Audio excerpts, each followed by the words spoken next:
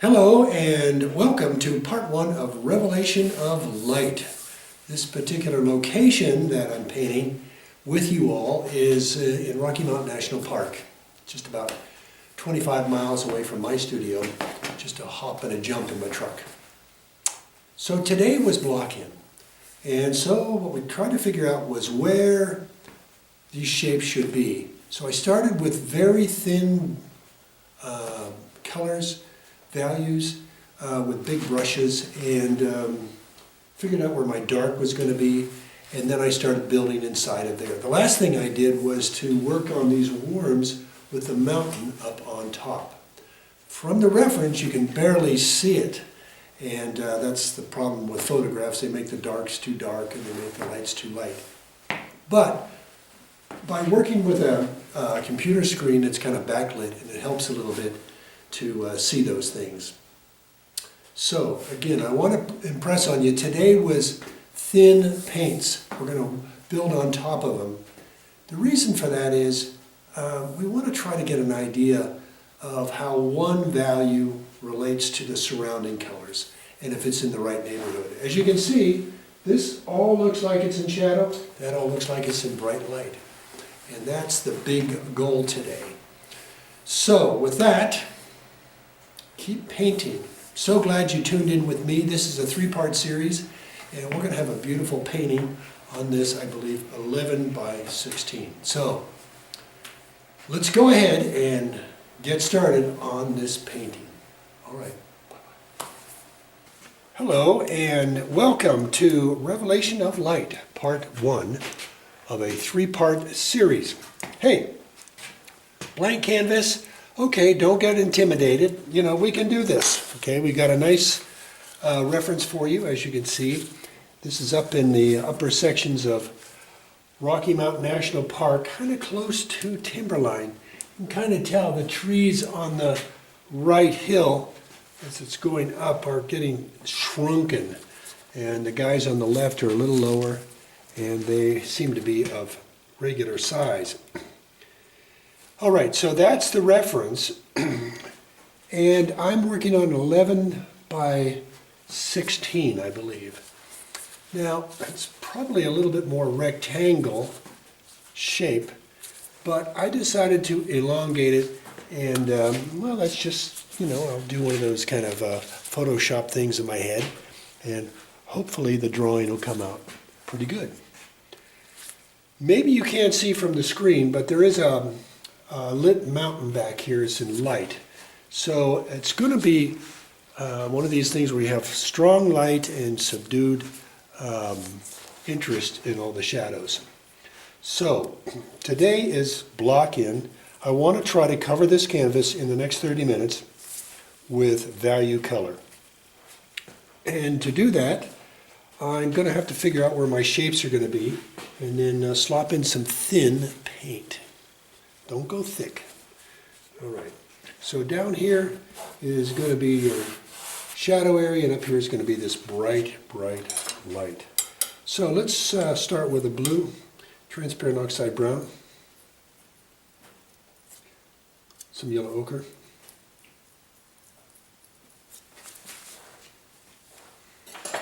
and let's get some brushes. Where are my brushes, for God's sakes? I'm usually a little bit better prepared. But since this is a one take, you guys can kind of see the start to finish. All right, so here is, looks like a number 10 flat. Very thin. And what I want to do is try to figure out where my, going to need more than that, that's for sure. This is going to be the shadow area down in here.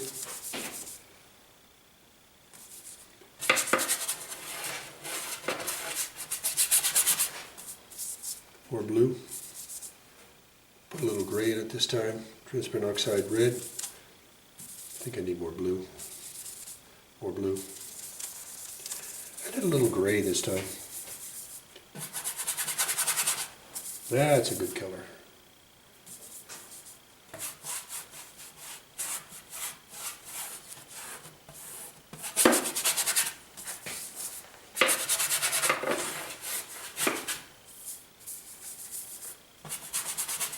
So everything down in this area is going to stay in the cooler side of the color spectrum, of the light spectrum.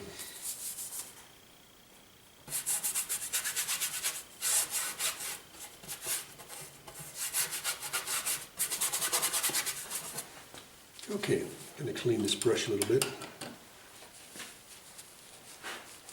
Move it over here. And now I'm going to dip it into some turp and pick up some of this stuff I have left over and kind of smooth it out here a little bit.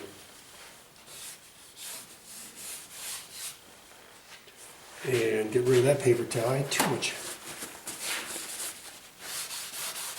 I'm going to just try to keep it, sorry for my back showing up here. Turn the camera up. I could just figure out some way to get the camera between me and the painting. So if any of you out there have figured that out, tell me. Okay, I'm going to clean my palette and work on where my shapes are going to be.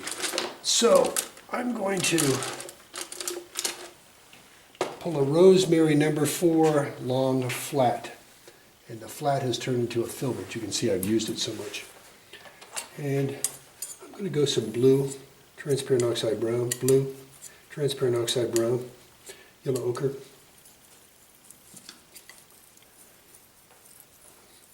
blue, a little bit of viridian. I want to try to figure out where the sharp, dark shapes are going to be in this painting. I don't think I have enough product, so I keep making it a larger pile. Blue, transparent oxide brown, yellow ochre, yellow ochre. Okay, that's my darkest dark.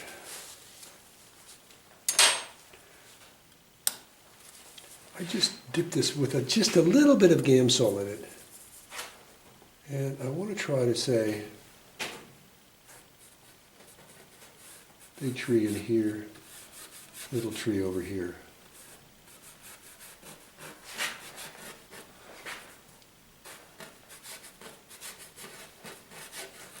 Just not going to draw too much right now. I just want to try to figure out where these things are going to be on the canvas. I think this is going to be a little bigger. And then there's stuff coming out from here. Stuff coming out. Looks like, looking at my computer screen, it looks like it's got a combination of lower shrubbery and taller, well, these shrunken trees that you see here. So I'm going to get some of that in here.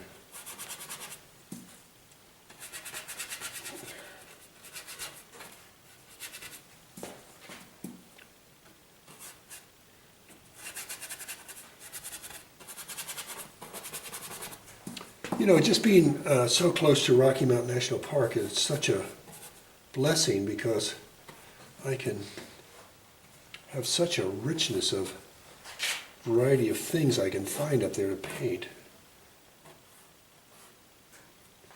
And then I have snowfields down in here, I see. Okay, now I need to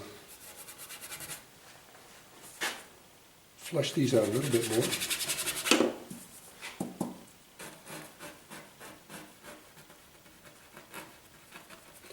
So what I'm doing is just do some verticals, and I come back with my horizontals and try to emulate some pine trees, pine boughs that are more horizontal.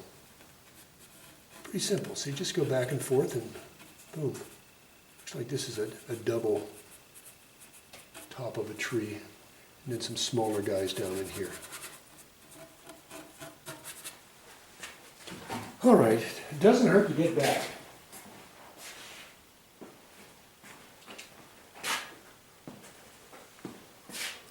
All right. Let's change my greens here a little bit. Let's add some Viridian into this mixture. And yellow ochre. Viridian, yellow ochre.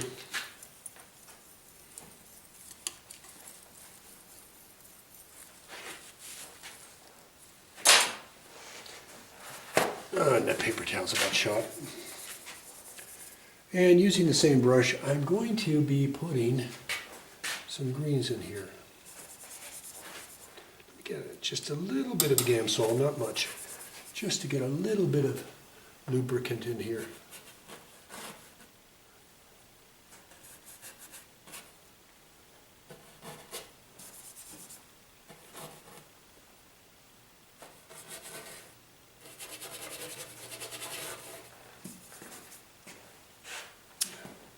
It's kind of a really, really light green. I'm getting some Hansa yellow in this dirty brush I have, and it's right up in here. Added just a touch of white right in here.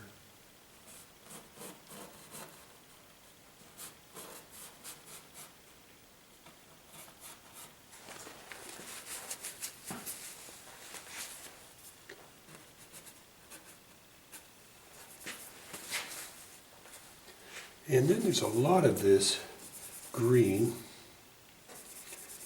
This is more Viridian and white now, right up in here.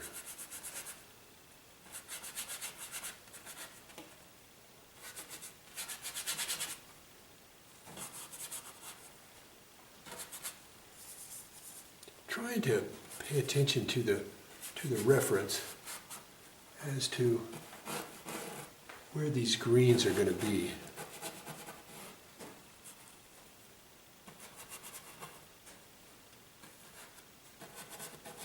Kind of in this area where the trees are. I need to bring this tree down a little bit.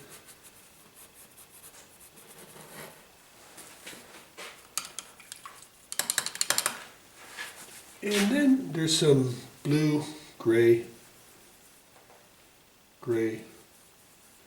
and blue, ultra. Add a little red to that, knock that blue down, and add my gray. And I'm going to go in here with some, there's this really, really nice rock pile. Let's just see it, timberline. And I just see some more darks, and I'm putting them in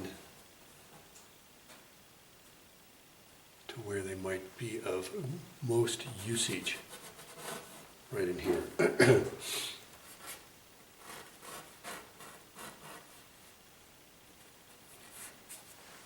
And now I'm going to clean that purple and just go to a very, very light gray. So here's a gray and a lot of Gamsol. See how that looks. There we go.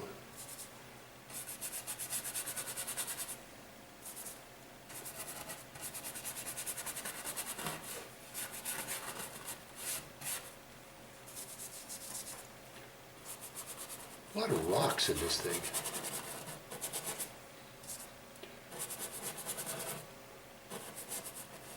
Now I'm just making just two values to those rocks right now, my dark purple and my light gray. I'm using the same brush, so there's some contamination in my brush, and that's kind of bringing everything together here with these, between these purples and grays.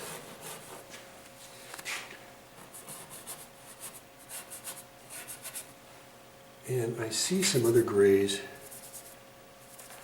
kind of in front here coming into this beautiful snow pile.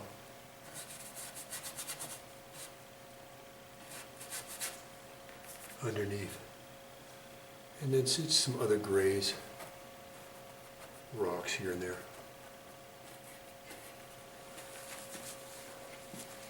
Now there's some really, really light grays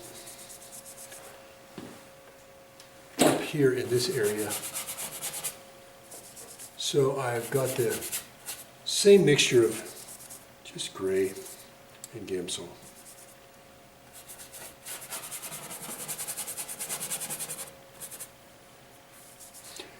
Some people will say I'm a fast painter, and I think there's some truth to that, but basically I didn't paint in studio my first 2 years of painting. I was out in the field, and I realized to catch the essence of the subject, I had to move quickly. I think that was a good key for me to why I got quick. Now, being fast doesn't mean you're good, okay? Just means you're fast, and you may have to come back and fix some of your mistakes later, which is kind of the case for me. So, go at your own speed. Don't have to be my speed. You can start and stop the video at any time. Catch up. Take a break. All right, let's get the snowfield in. So let's go white, gray, no, cobalt, white, cobalt, too dark, too much cobalt, touch of gray,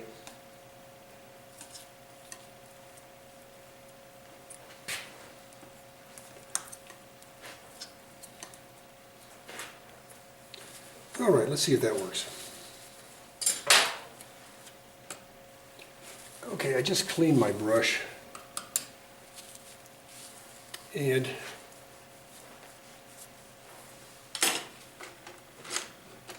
I'm going to go to a Da Vinci number 6 and start on this snowfield down here.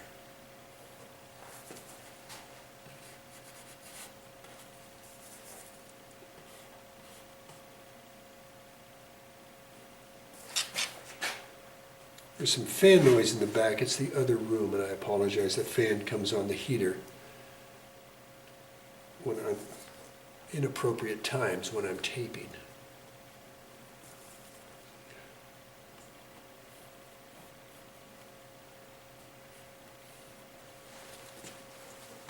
And let's go up here and get some snowfields. And there's a big snowfield right in here. Oh, gonna screw that up. We'll get it fixed.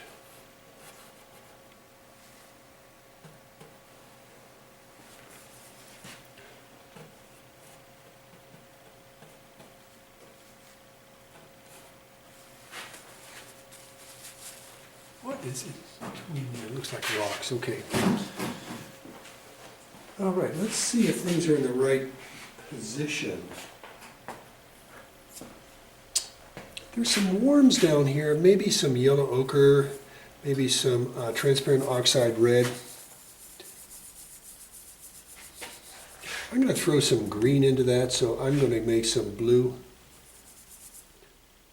into here, which kind of mixes with that yellow ochre to make a subtle green blue. So I'm going to go back to the yellow ochre, transparent oxide red, a little bit of ultra,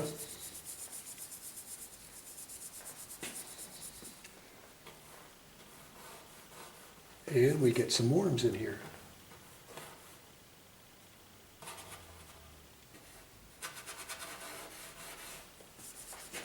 These Da Vincis are nice for blocking. They're a very stiff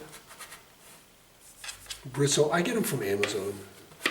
Just put in Da Vinci Maestro, M-E-S-T-R-O, M-A-E-S-T-R-O, Maestro.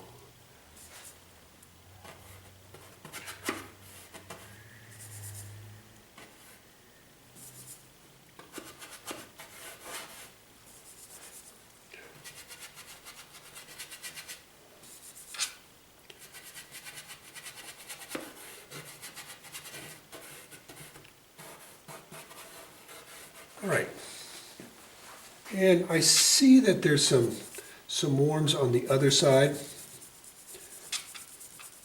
And I'll add some blue. Got ochre.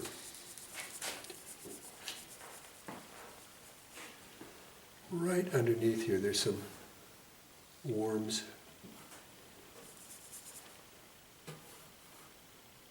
And there's some in here too.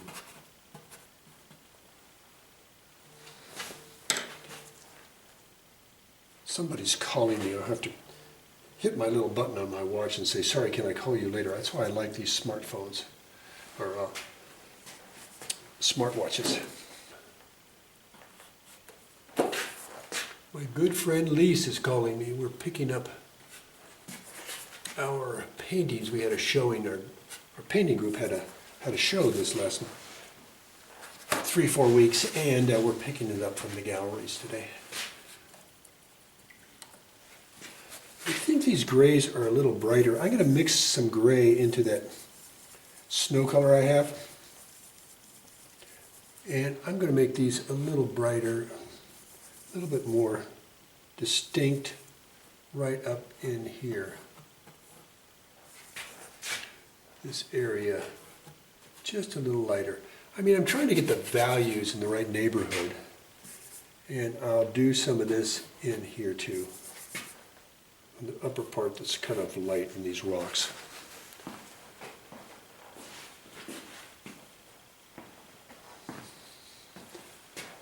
And I think I need some darker gray right in here where I screwed up. There, took care of that. All right, let's get to the upper part of this painting. Looking at my time. I think I've got plenty of time, he says bravely. And I'm cleaning off my palette with my trusty long handle razor blade scraper. Another great purchase from Amazon. Every time I go to the local hardware store, they have these short handle ones. And that's okay, but you get pain on your knuckles when you're scraping.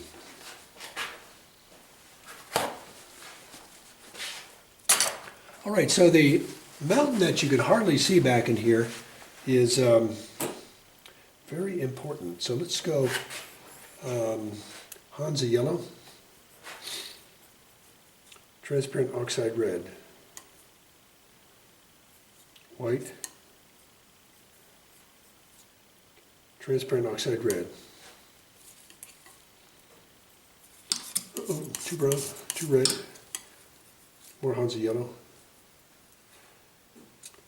Titanium white, titanium white.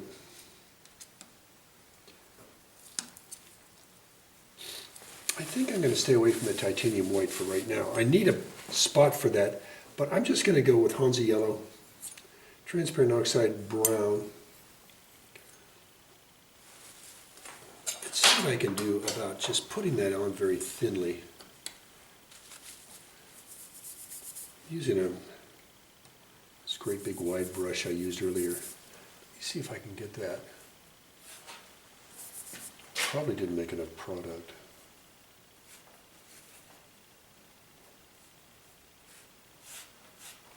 I mean, this is very thin. Oh, contamination.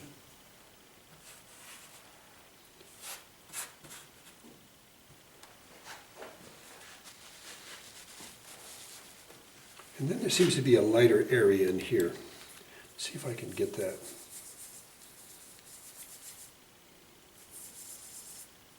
It's kind of a different kind of light. And let me see.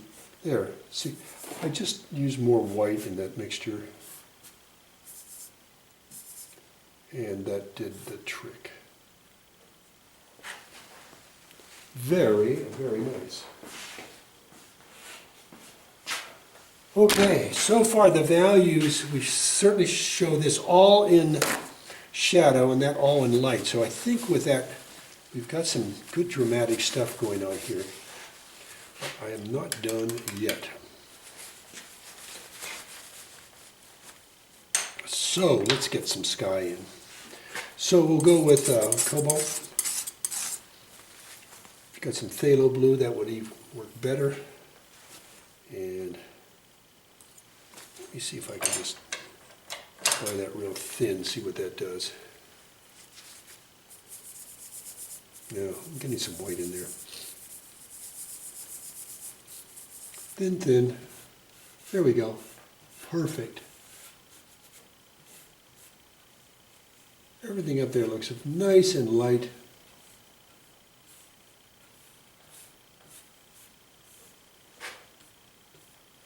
And I'm just running this from top to bottom to soften the edge.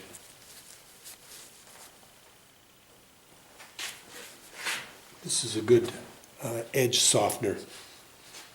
And this looks like it's called a Gold Star. So this is something from Hobby Lobby or Michael's or something like that. Okay, with a little bit more time I've got left, we can get a little bit more definement in the values. Cleaning my brush here. Okay, let's move these guys somewhere else. This one, the light, I think I've got some product left in there. The others were too thin, so I just got rid of those. Okay.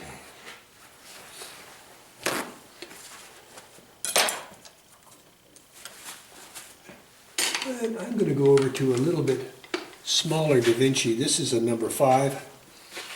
Looks like a flat. I think they sell a series of 6 Da Vincis for about 40 bucks on Amazon. These are very good for, like I said, at this stage of the painting. So let's go back to our darks, and let's go transparent oxide brown this time. So ultra blue, brown, some Viridian, and let's redefine where some of our darks are going to be.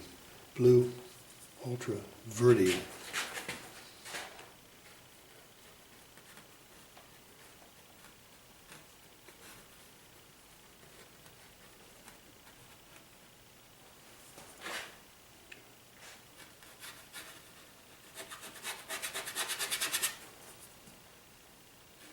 And I'm starting to put my horizontals in now. I just scraped in some verticals, and now back to my horizontals. It's not rocket science, you can do it.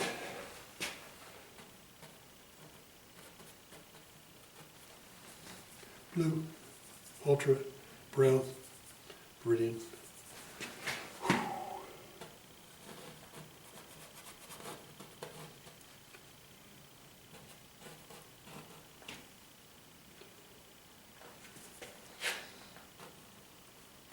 And I'm putting some down in here too. Into my darks. I gotta check my time. A few more minutes. I'll have to get my darks in.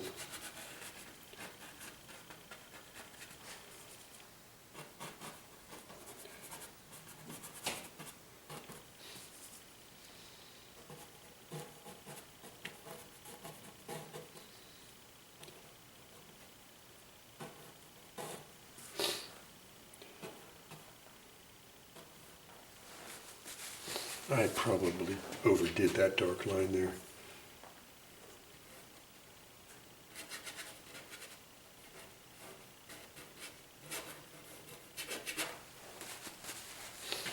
Anyway, by doing these steps here, it kind of tells the viewer this is a steep area and the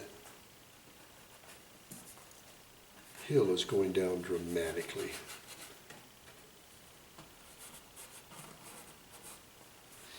And I'm getting some darks in the upper greens here.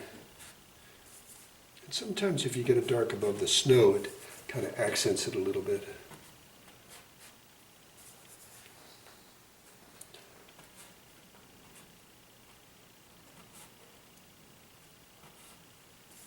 And I see some darks coming across the gray area. I'm going to throw in some gray in this mixture and some ultra gray, ultra.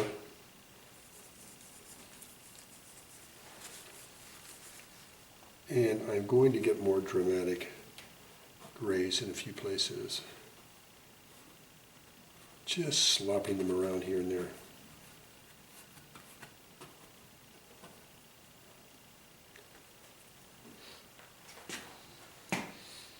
And they get a little darker as you go up here. Just looking at the reference that way.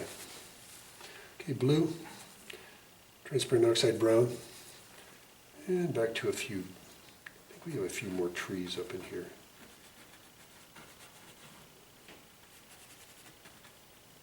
I don't know what it is, maybe I'm making this up now.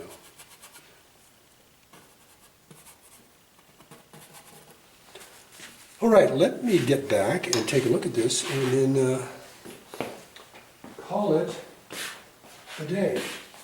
All right, I think that's a really good start. One thing I want to caution you about is don't make the light and dark 50-50. Make one more dominant. I chose to make it more, the shadow more dominant because, well, I think big dramatic darks on the foreground make for a strong painting. All right, so that should do it for part one. And thanks for coming by for Revelation of Light. And getting excited to see what we can come up with tomorrow when we balance the values more. So today was block in. We used thin value colors, covered the whole canvas with paint. Not hard at all. Okay. We'll see you in part two. Bye-bye.